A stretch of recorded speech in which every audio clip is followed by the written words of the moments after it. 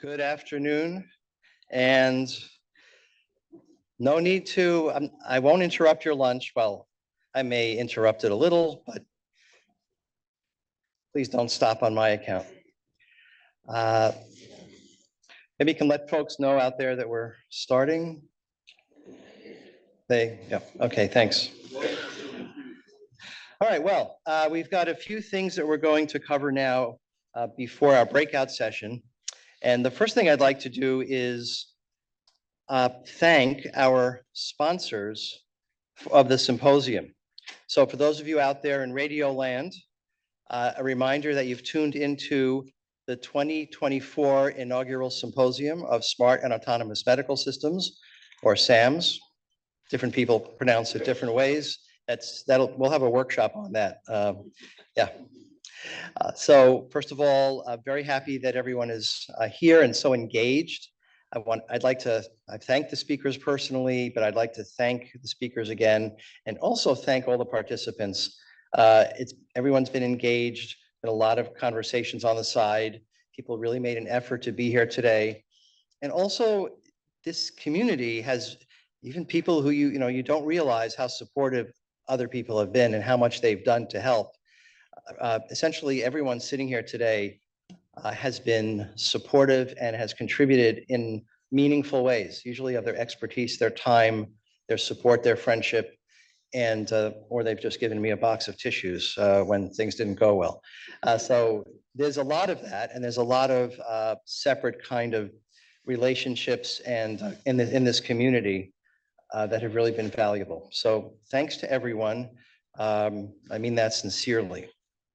I'd like to explicitly thank our leadership sponsor, as you can see on the screen, Nihon Koden, who has been involved with us in a number of ways through collaborative research that's been US government funded, for example, remote control ventilator work. We talked about that before under the NetSyn Tide project, but also through other collaborations and work. And we really appreciate the sponsorship today.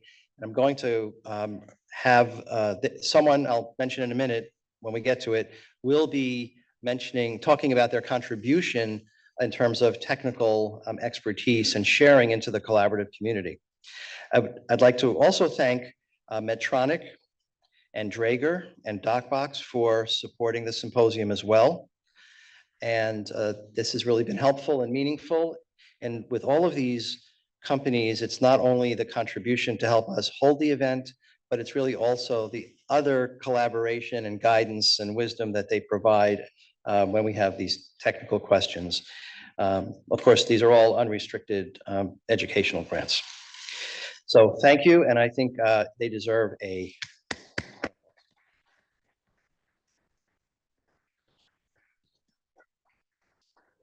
Now, I'd also would like to point out that on the page that's on every table, there's a QR code on each side of this page. The one that's in the center of the Nihon Koden graphic takes you to a video that I think was crafted especially for this meeting to talk about innovation, or at least that is the subject of it. I had trouble connecting, so much for technology, but it was my phone, not the website. The other side of the page is another QR code that takes you to our website to make it easier to see some information. So there are QR codes there. And speaking of QR codes, while we're on the topic, I wanted to point out explicitly for those who've asked and wasn't sure what this is about, on your agenda, there's a QR code which takes you to the speakers page with bios and photos. So that's what that is on the agenda. Okay. So with that, actually, intended to go to the video. Oh, that's the video. Well, that's amazing.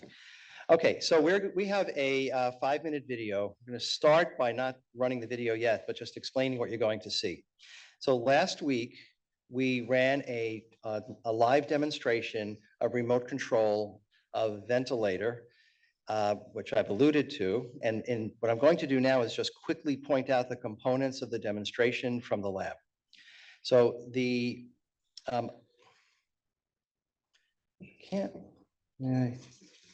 I won't point, probably doesn't translate well in the feed, probably.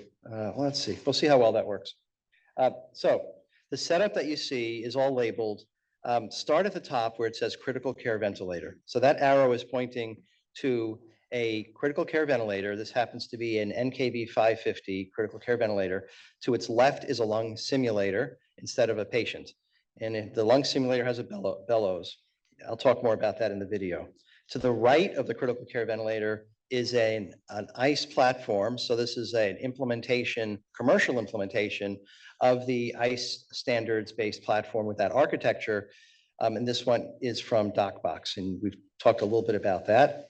And those are the key components. And then the upper left inset is a view over a remote clinician's shoulder as they make changes to the ventilator from a remote location. Of course, all locations are in our lab, but the key is that the remote clinician laptop is going out of the lab through the internet to the cloud and then back into the lab to control the ventilator. So there'll be control of the ventilator and data from the ventilator displayed both remotely and locally. So the ICE platform is local, it's not going out over the network, but the remote clinician is going out over the network. And in the lab, we can change bandwidth and cause the systems to fail and stress test it and so forth. So there'll be sound, there'll be audio from this, so I'll stop speaking and we're going to roll the video.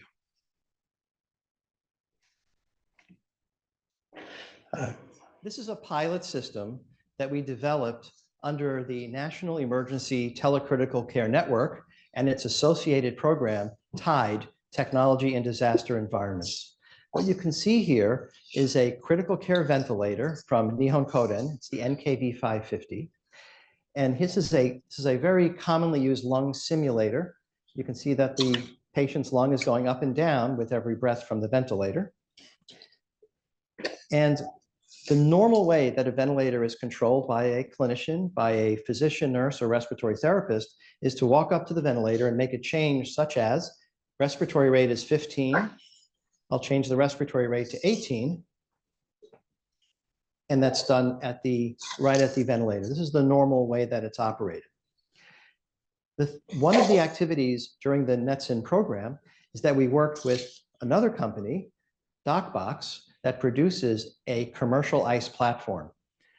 The DocBox ICE platform is connected directly to the ventilator, which enables it to display all of the information that you see on the ventilator is displayed there as well. So as we can see, the ventilator is displaying a respiratory rate of 18 here, and the DocBox is displaying the respiratory rate of 18 here. In addition to acquiring and displaying the information, the DocBox ICE platform can control the ventilator. So instead of the control from the front screen, Moses is going to change the FiO2, the inspired oxygen concentration. As you can see, it's starting off by displaying that it's 30%. Now we're going to change it to 40%. And I'm going to point here, you can see 30. And then when he hits enter on the remote screen, it's going to change immediately on the ventilator. So this is an example of remote control of the ventilator as well as remote data access that is done through a direct connection, which would mean that it's done near the patient. The DocBox device might be directly at the bedside or possibly outside the room, but not farther away than that. So the next thing we're going to look at is going to be long distance or far remote control over the internet. And if the scenario might be that the person at the bedside needs help from a clinician who's an expert in that patient management or use of the device, or perhaps it's a completely remotely managed patient in conditions where we don't have enough expert clinicians at the bedside. As we can see, the patient is being ventilated with FiO2 of 30 and at a respiratory rate of 16. And the same information is displayed here, FiO2 of 30 and a respiratory rate of 16. Now the remote clinician is going to change the FiO2 from 30 to 50. And this is being done over the internet connection. And there it is, it's changed to 50 here, and it's changed to 50 here. And we're going to change the respiratory rate from 16 to 18. It's changed here, and it's changed there. So as we can see, it's possible to change the ventilator settings remotely over the internet and to do that reliably and securely. And this is part of the reason that we established this test bed in our laboratory to prove the performance and capabilities of these new technologies. Cut. Thank you. I'd like to give a shout out to some folks who enabled us to do this work. One of them is Matt Quinn, Science Director of TATRC. He's right over there. Thank you, Matt. Supported by his daughter in the project. Also, I alluded and mentioned the cybersecurity work, and that was done with MITRE and both Margie, sorry, I surprised you guys. They're eating. Margie Zook and Penny Chase are here, and they were a critical part of the project, especially on the cybersecurity side. It really took a village, and I'm missing lots of people, but I'm not going to miss out on calling our MDPNP team to come up here and at this point. Colin and Braga and Yi and Moses and Simon, are you? Yep, you're coming up too. Also Loretta. Let's see. I wanted to recognize a few other people. Mike Jaffe, are you? Yeah, are you there? It's kind of short. It's hard to see, Mike. Here we go. We're going to take a picture. Let's go that way. Oh, wherever you want me to. So Colin is our program manager, so he's telling me where to stand. We're standing on the chair. I'm going to stand on the chair. Loretta, Mike Jaffe. So first things, I'll go back to Mike in a second. Let's just take a picture.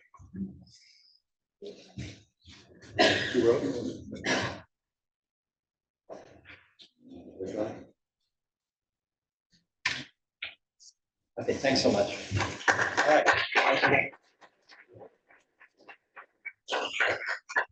So Yi Zhang, who's walking down the stage right now, I'd like to announce that he was just promoted to the Associate Director of our program.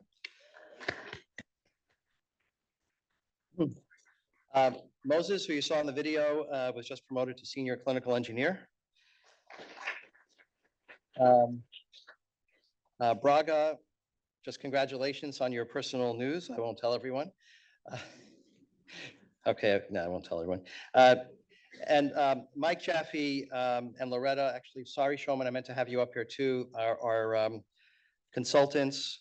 Also in the audience, Sue Whitehead, where are you, Sue? There's Sue, our program director for the first 10 years of the program. She really sweated through things to get us where we are. Rick Schrenker, we borrowed from the MGH Biomedical Department.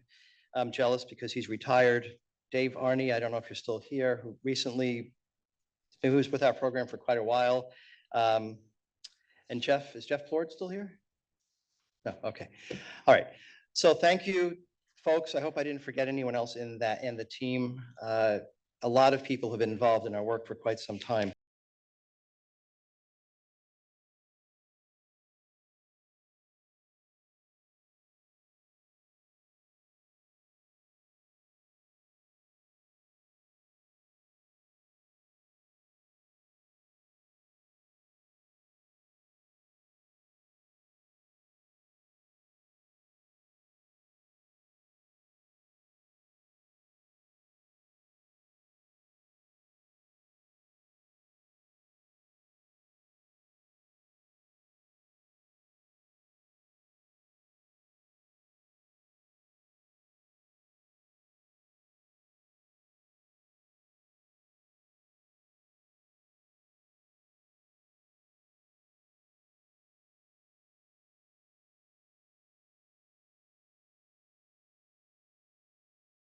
Now we're going to focus on the collaborative community that we've been alluding to. So let's talk about the collaborative community. So we've been talking about smart and autonomous medical systems. We've been talking about the fact that it takes a community to do all this work. But there's something else that has formed, and that is an entity called the collaborative community. And I'm going to explain what that is, where it came from, and how you will be able to be involved. At least I hope you'll be involved. So the first thing to do is talk about what are smart and autonomous medical systems. We've been using the term all this time, but we didn't really spend the time to define it. So I don't have to read the slide. I may highlight a few things, but please take a moment to read the details.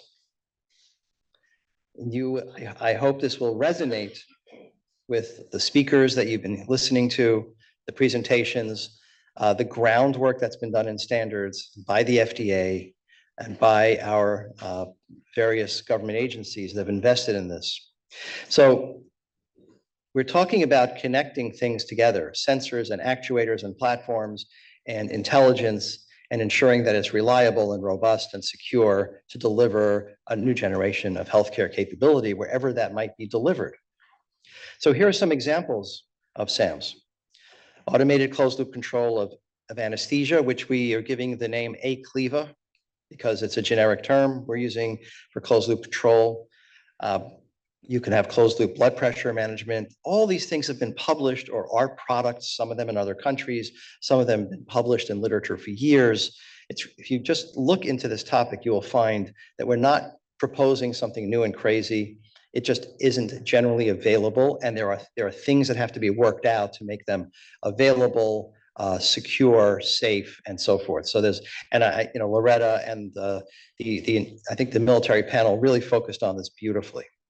And then there's a key role for AI, and AI, AI is part of an algorithm family. It has to have something to connect to. It needs the data from something, and then what are you going to do with it, especially when you talk about at the bedside or where a patient is being cared for. So I want to return for a moment to the notion of the ICE architecture and platform. It's not the only way that one will deliver SaAMS, but specifically because of the discussions about consumer grade devices today and how they could fit, I wanted to point out that if you read the ICE standard, it was written at the time and published in 2009. It clearly point out on the bottom left, it says medical devices are connected in. That's in black. Next to it, in blue, it says other equipment. That's part of the ICE standard. It always assumed that there would be non-medical devices that are part of the ecosystem. There could be motion sensors and temperature, environmental, physical, vibration, or consumer-grade devices. The key is, as was pointed out by a number of people today, having the right metadata so that you understand the data provenance, and of course, ensuring that there's a way to understand where the data come from.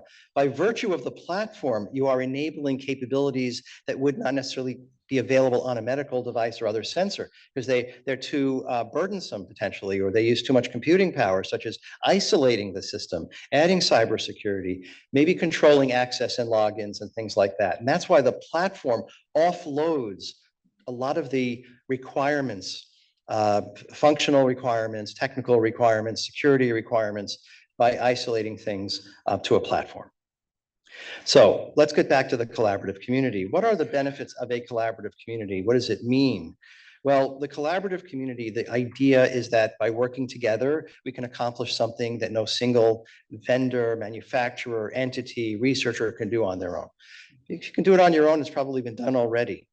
Maybe not been done that well or as good as you can, but there are things that we can do together, especially in the pre-competitive space. So I'll again allow you to read through this slide. I want to point out that I borrowed many of these concepts and language directly from the FDA website, which I'll show to you. So these are snippets from the FDA website, and the QR code will take you there, or you could Bing it. Can you still Bing? All right, anyway, you can search for it.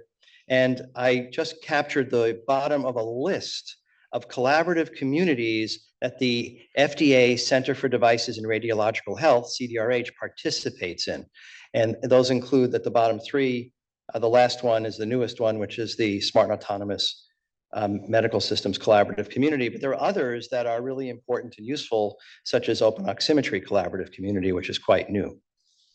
So what can SaAMS collaborative community deliver? So again, the focus is on pre-competitive information, things that we can share, information that manufacturers typically don't share today. They've never really had a reason, but now there will be a quid pro quo. By sharing into the community, they can gain back. And you'll see some more specifics in a moment. So the list here, as you can see, includes concept of operations, description of system components, because we need a shared vision of what we're going to deliver. And we want everyone to know how they can contribute and where the gaps are. And so we have to lay that out and share that information. Now, there's a kind of more focused benefit to manufacturers that could help them bring products to market either more predictably or faster. And that includes access to pre-competitive risk management information. If we, from different perspectives, different clinical perspectives, we may see different clinical hazards, but the manufacturer has to see a wide swath of those, the full breadth of them, at least to deploy it into a clinical environment, that specific environment. So it may not be relevant if they're deploying something into a hospital ICU to know what the issues are going to be out in the field in an austere environment, but it will matter what the nursing considerations are, clinical engineering considerations for device management, patching, and so forth, security, and of course, the clinical use. So as you can see, there's an opportunity for everyone to contribute and accelerate the development and deployment of technology. Now, I'm not going to read through this, but I'd like to point out that the foundation for the collaborative community started back in the beginning with the FDA workshop in 2010, but then accelerated over the last 5 years. And we started to write papers with this concept. You can search for publications. There have been government grants that have funded some of the work that's been shared publicly. And then as we accelerated during this calendar year, it culminated with the FDA's recognition of the collaborative community on April 30th, and also with another participating government agency, which you'll hear about in a moment. So we are anticipating, and this is where we need community input, that these are the top projects that will really help us accelerate the development of the technologies. Closed loop control for closed loop control of anesthesia, which requires externally controllable IV pumps. You have to control the pump. The risk management considerations for these, and the test benches and test methods, the kind of work we do in our lab today. And of course, we won't be the only ones doing that. We can share what we learn and others can share with us. And of course, the cybersecurity that's applicable to SaAMS. So who is participating in the collaborative community? Well, I mentioned of course, the FDA. I didn't mention that there has been formal approval and participation now by the American Society of Anesthesiologists, the Anesthesia Patient Safety Foundation, the Society for Technology and Anesthesia, and a number of manufacturers are already participating and contributing content. In a moment, we'll provide some details. Just want to finish this kind of thread that these are complex systems. There will be layers of things that we have to learn. Medical device informatics aspects, terminology and nomenclature. Dr. Stephen Dane has talked about this in his work and in his chairmanship of the ISO standards committees. The test beds, how do manufacturers test these systems today? How has the government tested systems like this, and so on. So with that, I'd like to ask Colonel Pamplin to comment on the TATRC participation. If you'd like to come up here, please do. And then I'd like to tee up Hagit from Nihon Koden, who's going to speak about their contribution in a moment. Thank you, sir. Appreciate it.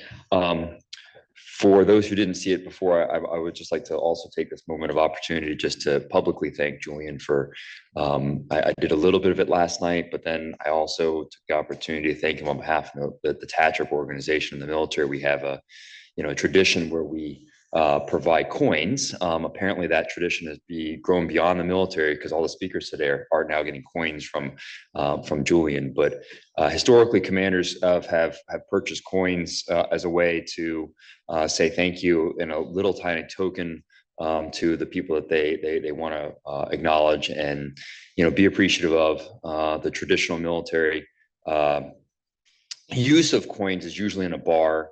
Where if you do not have your unit coin on you, then you pay for the drinks. So for the future reference, if I guess I'm not carrying the MDPMP coin in my pocket, or he's not carrying TATRC, we'll know how to divide the bill up in the future. But again, I did provide it to Julian a little bit early because of both his contribution to supporting the military warfighter, to supporting TATRC over the many years, and then me personally for the mentorship that I commented on last night. With respect to, so thank you first. Thank you. With respect to the relationship that we are working to continue to evolve between TATRC and MDPMP and the new SaAMS collaborative, this is a cooperative research and development agreement, which I think most people in this room are reasonably familiar with. And it's basically the agreed upon desire for both of our organizations to work towards developing autonomous systems that will help, that will benefit warfighter health.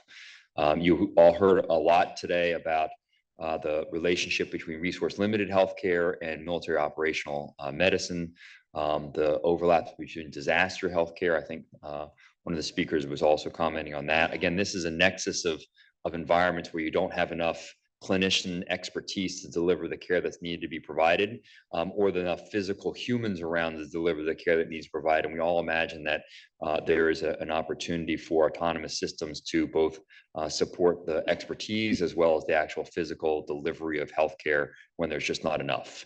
And that was we've commented on the Netson project, the technology and disaster component of that, virtualized like hospital capabilities wherever they are needed.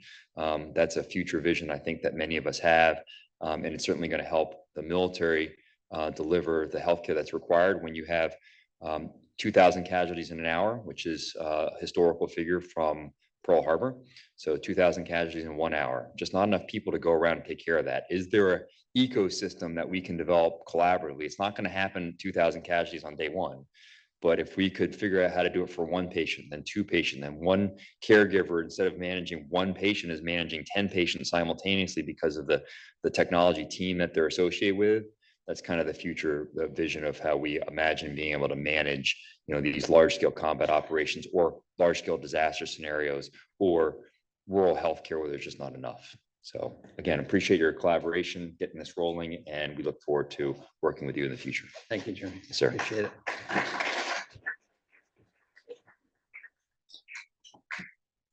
Please come up, Hagit. I'd like to, I thank the company and the team, but this is an opportunity for you to talk about the contribution that you're making to the collaborative community. So thank you. Yeah. Thank you so much, Dr. Goldman. So Hagit Jaron-Goldstein, and I'm happy to represent Neon Coden. And first of all, thank you so much for everything that you've been doing and for your team. I would say that I was very inspired by the presentations I heard today and the meeting with the collaborative community that we had yesterday. As a representative of the industry, I think it's really important for us to say that we can't do what we want to do alone. We need this representation from industry, authorities, clinicians, and the societies across. So as Dr. Goldman asked me, I'm going to comment on how we at Neon Coden are committed to advance care in the US. So for Neon Coden Global, and we have some of our Japanese engineers and the head of regulatory and clinical that are coming here, we have innovation that is already advancing when it comes to interoperability and closed loop, so smart and automated systems that is available in Japan. And it's touching on the first point from Dr. Goldman with the Cleva when it comes to anesthesia. That system works cross-manufacturer. So it's a system that involves a software solution from Neon Coden that titrates the most three common Teva drugs. It took us about 26 years of research and a lot of investment to get that product approved and cleared by PMDA last summer. It involved randomized clinical trials where we compared the result of safety and efficacy between the closed loop systems and a standard Teva procedure. And it's currently up and running in 3 centers in Japan. And we are committed to bring that type of innovation to the US market. To do that, we are open to be part of the SaAMS and share some of that learning with other manufacturers, which is not the typical approach we take, right, with our competitors. But we are committed as a company to do that. And I think a lot of it is inspired by what you have kind of envision for me as the future for us all together. So thank you so much for this partnership, and I'm looking forward to the workshops later. All right, thank you.